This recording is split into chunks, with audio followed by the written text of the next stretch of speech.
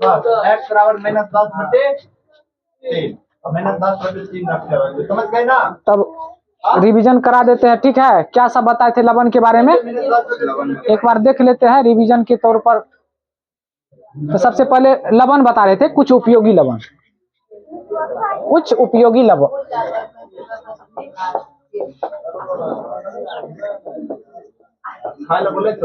कुछ उपयोगी लवण में सबसे पहले कौन लवण बताए थे, बोलिए तो।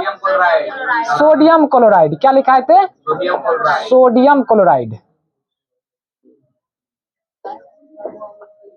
ठीक है, सोडियम क्लोराइड। ऐसे ना होगा, हिंदी गड़बड़ा जाता है। Sodium chloride. सबसे तो पहले इसका नाम बताइए, और इसको किस नाम से जाना जाता है? इसको कहा जाता है साधारण, क्या कहा जाता है? इसका फॉर्मूला बोलिए, क्या होता है? NaCl। कोई दिक्कत है यहाँ तक? तो पहले हम सोडियम क्लोराइड को देख लेते हैं। तो लवण तो ढेर सारा है, ठीक है, लेकिन जो उपयोगी है, जिसका यूज ज्यादा होता है, एग्जाम में ज्यादातर इन्हीं से क्वेश्चन पूछा जाता है, उनको हम देख लेंगे। ठीक है, यहाँ पर हम किसको देख रहे हैं? पहले सोडियम क्लोराइड। इसका साधारण नाम साधारण नमक है। इसका फॉर्मूला क्या होता है? रासायनिक सूत्र इसका होता है NaCl। यहाँ तक दिक्कत है किसी को? अब देखो ये कैसे, मतलब इसका ये जो बनता है कैसे, तो देखिए कैसे बनता है, बोलिए तो। किसकी अभिक्रिया कराने से किसके साथ अभिक्रिया करेंगे तो ये हो जाएगा?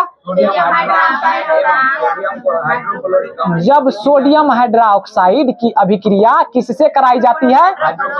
हाइड्रोक्लोरिक अम्ल के साथ कराई जाती है, तो क्या बनता है? अच्छा, कैसे बनता है तो ये पता होना चाहिए। Na है, ये प्लस में होता है, और क्लोरीन यहाँ पर क्या होता है? माइनस में होता है। तो ये Na क्या हो जाएगा? Cl हो जाएगा।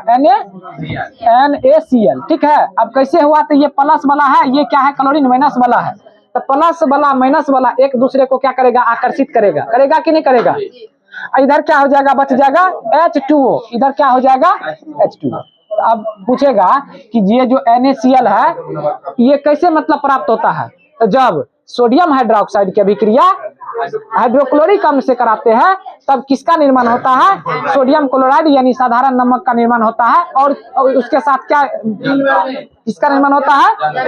जल का। इसको नाम तो पता ही होगा, इसको क्या कहा जाता है? सोडियम हाइड्रोक्साइड, जो कि भस्म है ना। ये क्या है? सोडियम मतलब हाइड्रोक्लोरिक अम्ल, जो अम्ल है। अब ये अभिक्रिया किया, तो इस अभिक्रिया को उदासीनीकरण अभिक्रिया भी कहेंगे।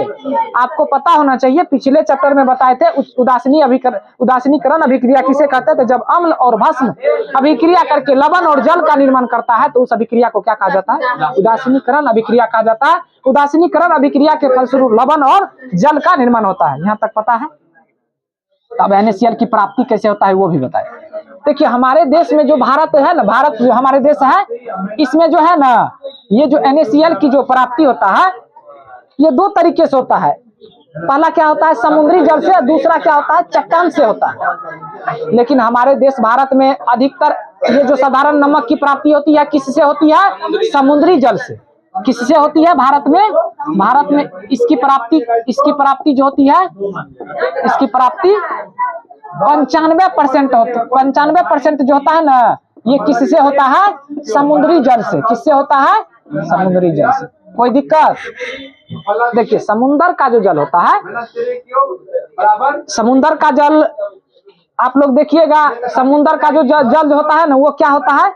जैसे समुद्र के तट पर वो गतिशील रहता है। जैसे ही वो तट पर आता है, तो तट पर तालाब को क्या किया जाता है? तालाब खोद दिया जाता है। वो जल आकर के तालाब में क्या हो जाता है?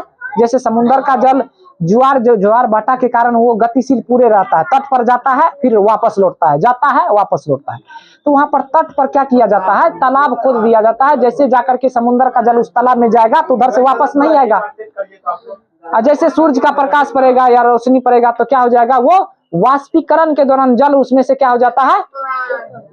जल वाष्प के द्वारा वाष्पित हो जाता है। नीचे में कौन बचता है? यही साधारण नमक बचता है। तो अधिकतर ये साधारण नमक हमारे भारत में 95% समुद्री जल से ही प्राप्त होता है। ठीक है, अब कैसे प्राप्त होता है तो बताइए दिए।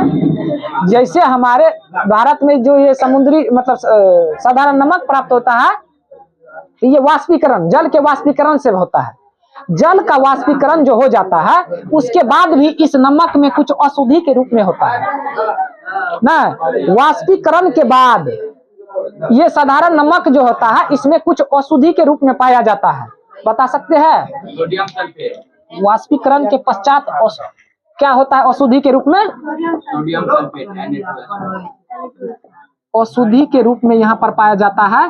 बताइए, आप लोगों को तो पता होना चाहिए। तो Na2SO4 सोडियम सल्फेट। उसके बाद बताइए मैग्नीशियम क्लोराइड, MgCl2, ये बहुत फेमस है, ज्यादातर यही आता है MgCl2।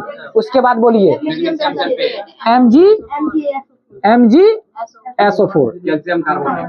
Calcium carbonate.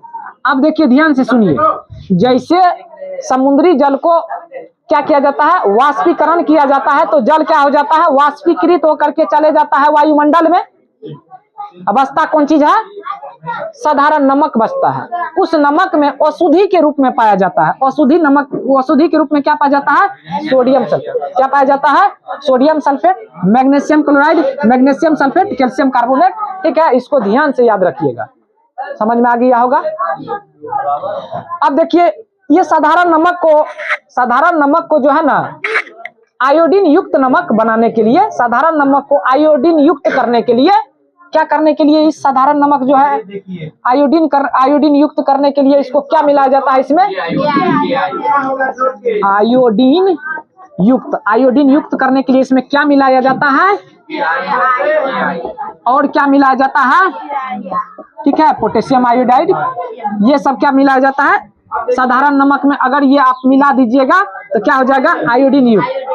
तो आप लोग पढ़े लिखे हैं, जब भी जाइए नमक खरीदने के लिए तो उसके पैकेट पे लिखा रहना चाहिए आयोडीन युक्त नमक। कैसा होना चाहिए?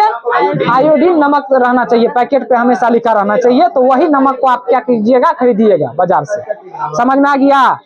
उसके बाद इसका क्या देखेंगे?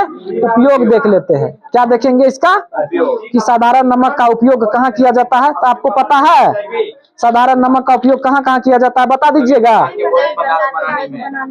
साबुन बनाने में, उपयोग देख लेते हैं। सभी प्रकार के बनाने में, सभी प्रकार के भोज्य पदार्थ, इसको सुनिए लीजिए। सभी प्रकार के भोज्य ना, अगर भोजन में साधारण नमक नहीं रहेगा तो ठीक लगेगा क्या? साबुन बनाने में भी किसका उपयोग किया जाता है? साधारण नमक को। ठीक है, साबुन बनाने के लिए किसका, अगर साबुन को थोड़ा सा चाट करके देखिएगा तो नमकीन बुझाएगा। कैसा बुझाएगा? और बताइए इसका उपयोग अचार में परिरक्षक के रूप में इसका उपयोग किया जाता है, अचार में। ठीक है, उसके बाद और बोलिए। उद्योग में, हाँ, सबसे फेमस इसका है कि ये सोडियम क्लोराइड का उपयोग जो किया जाता है उद्योगों में किस में किया जाता है? जैसे बोलिए, किसको बनाने में? सोडियम हाइड्रोक्साइड को बनाने में भी किया जाता है। सोडियम कार्बोनेट पहले हाँ, ठीक है, Na2CO3 सोडियम कार्बोनेट के निर्माण में भी इसका उपयोग किया जाता है। सोडियम NaHCO3 सोडियम बाइकार्बोनेट के निर्माण में भी इसका उपयोग किया जाता है। और कौन चीज? HCl में भी इसका उपयोग किया जाता है। ठीक है, बस इतने रखिए। ये बहुत समझ में आया। तो ये अब अचार में जो परिरक्षक के रूप में, तो सबको पता होगा। भोज्य पदार्थ में भी क्या किया जाता है? इसका उपयोग किया जाता है। ये भी सबको मालूम होगा। नहीं मालूम हो? बिना भोज्य पदार्थ में अगर नमक नहीं दीजिएगा खाना में तो अच्छा लगेगा। साबुन में भी क्या होता है? इसका उपयोग किया जाता है। तो बस यही है इसके बारे में याद रखना है। हमारे भारत में 95% जो है ना, ये साधारण नमक समुद्री जल से प्राप्त किया जाता है। और जब NaOH और HCl की अभिक्रिया कराई जाती है तो NaCl और H2O का निर्माण होता है। यही है साधारण नमक। ठीक है, अशुद्धि के रूप में जैसे हम समुद्र के जल को वाष्पीकृत करते हैं तो उसमें अशुद्धि के रूप में NaCl में कुछ उपस्थित रह जाता है, जिसका नाम क्या है? Sodium sulphate, magnesium chloride, magnesium sulphate, calcium carbonate. ये सब अशुद्धि के रूप में किया जाता है। आयोडीन युक्त बनाने के लिए क्या मिलाया जाता है? यहाँ पर लिखा हुआ है। उसके बाद उद्योग के रूप में, उद्योग में इसका उपयोग किया जाता है। NaCl का मतलब सोडियम हाइड्रोक्साइड मतलब सोडियम कार्बोनेट, और क्या? Sodium bicarbonate. उसके बाद हाइड्रोक्लोरिक, इस सब के निर्माण में इसका उपयोग किया जाता है। अब दूसरा देखिए, एक ठो और बता देते हैं। सोडियम हाइड्रोक्साइड, किसका? Sodium hydroxide. Hydroxide. Sodium hydroxide का बताइए इसका, और इसको किस नाम से जाना जाता है? कास्टिक सोडा के नाम से जाना जाता है, पता है ना? इसको किस नाम से जाना जाता है? Caustic soda. इसका फॉर्मूला बताइए, NaOH। ठीक है, अब इसको जो प्राप्त किया जाता है, किस विधि से प्राप्त किया जाता है आपको पता है? प्राप्ति जो होता है, प्राप्ति ये क्लोर एल्कली विधि से होता है। किस विधि से होता है? क्लोर एल्कली विधि से होता है। किस विधि से होता है?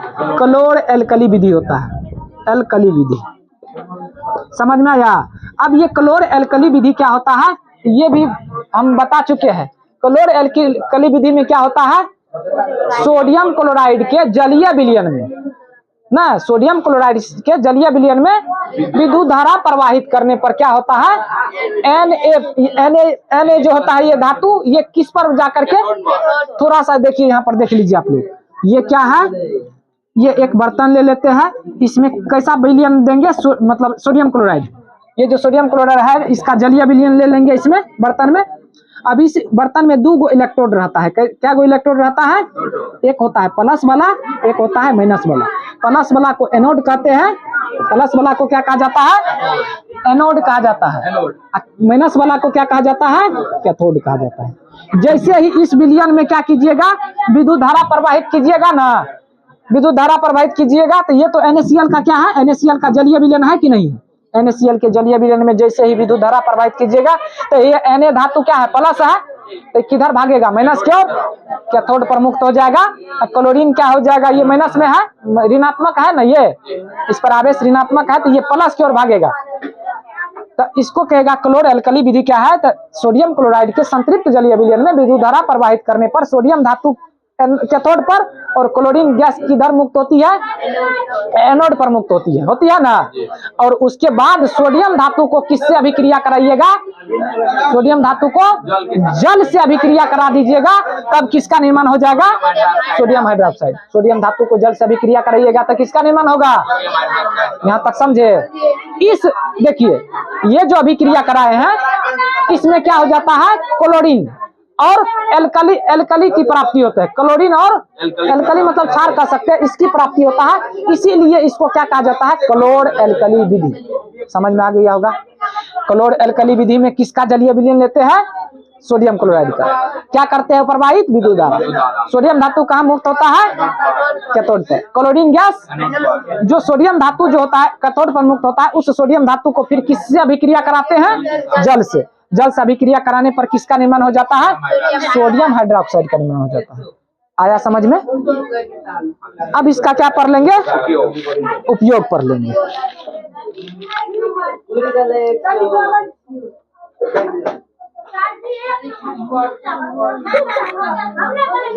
तो यहाँ पर सोडियम धातु जैसे ही कैथोड पर प्राप्ति हुआ तो इसको हम रिएक्शन के तरीका से लिख सकते हैं। सोडियम धातु 2 उसके बाद 2H2O, और जैसे ही ये अभिक्रिया करेगा तो क्या हो जाएगा? 2NaOH plus H2। ठीक है, ये कैथोड पर जो मुक्त हुआ कौन चीज? सोडियम धातु। इस सोडियम धातु को देखिए यहाँ पर जल से अभिक्रिया कराए। जल के कितना अणु लिए? 2 ठो। जैसे ही सोडियम धातु को जल से अभिक्रिया कराए तो यहाँ पर किसका निर्माण हो रहा है? Sodium hydroxide. तो हमको किसका प्राप्ति करना था? यही ना, सोडियम है, तो यहाँ पर प्राप्त हो गया ना। उसके बाद इसके साथ H2 गैस निकलता है। अब इसका उपयोग बताइए, सोडियम हाइड्रोक्साइड का उपयोग कहाँ किया जाता है? बोलिए तो। साबुन तथा अपमार्जक बनाने में। इसका उपयोग कहाँ किया जाता है? साबुन तथा अपमार्जक बनाने में। मिटा देते हैं, थोड़ा सा हम उपयोग देख लेते हैं। ऊपरे में उपयोग लिखा देते हैं, ऊपर में इसका उपयोग। बोलिए उपयोग में। साबुन तथा अपमार्जक। 1 नंबर में बोलिए साबुन तथा अपमार्जक। ठीक है, साबुन तथा अपमार्जक लिख समझ जाइएगा आप लोग। अगला बोलिए कागज बनाने में भी इसका उपयोग किया जाता है। और कौन चीज? प्रयोगशाला में अभिकर्मक के रूप में। प्रयोगशाला में कागज बनाने में लिख लीजिए साबुन तथा अपमार्जक में। प्रयोगशाला में अभिकर्मक के रूप में। और बोलिए तो सर बोले कि नहीं? अभिकर्मक के वो। बस इतने ठो है, यही ना। अब देखिए आपको दो खत्म कर दिए। पहला कौन चीज बताए थे? Sodium chloride. सोडियम क्लोराइड, दूसरा सोडियम हाइड्रोक्साइड। सोडियम हाइड्रोक्साइड को कास्टिक सोडा कहा जाता है, इसका फॉर्मूला NaOH होता है ना। अब हम अगला क्लास में हम रिवीजन करेंगे तो उसमें क्या देख लेंगे? सोडियम बाइकार्बोनेट, सोडियम कार्बोनेट, विरंजक चूर्ण, प्लास्टर ऑफ पेरिस।